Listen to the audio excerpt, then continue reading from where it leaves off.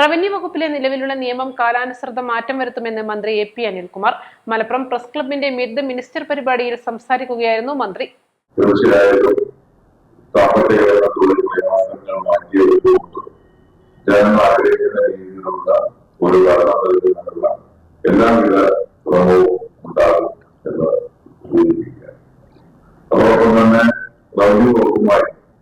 ബന്ധപ്പെട്ട കാര്യങ്ങളിൽ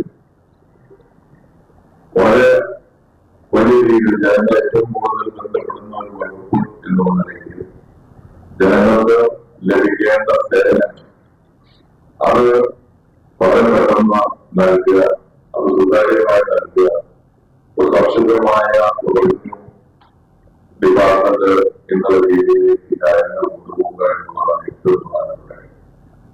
ഭൂമിയുമായി ബന്ധപ്പെട്ട തർക്കങ്ങൾക്ക് ദശാബ്ദങ്ങളോളം വളരും.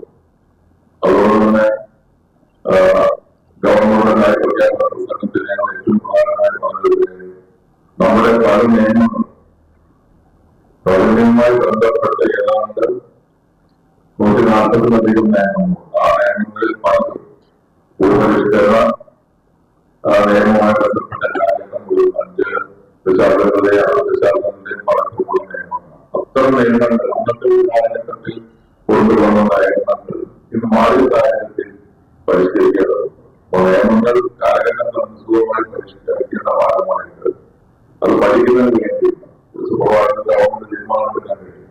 പക്ഷെ അതുമായി ബന്ധപ്പെട്ട കാര്യങ്ങൾ പരിശോധിച്ച് ഏതെല്ലാം തരത്തിലുള്ള മാറ്റങ്ങൾ ഉണ്ടാവണം എന്ന് തീരുമാനിക്കുന്നതിന് വേണ്ടി ഒരു കമ്മിറ്റിയെ വയ്ക്കുകയും ആ കമ്മിറ്റിയിൽ വന്ന അതിന്റെ റിപ്പോർട്ട് കിട്ടിക്കഴിഞ്ഞാൽ നിലവിലുള്ള നിയമങ്ങൾ കാലാനുസൃതമായ മാറ്റം. പരിക്കുകളെ ഇനി പേടിക്കേണ്ട. എല്ലാവിധ സ്പോർട്സ് ഇഞ്ചറികൾക്കുമുള്ള സമഗ്ര പരിഹാരം ഇവിടെയുണ്ട്. ABC orthopaedic hospital, near Kairali theatre, Calicut road, Manjeri.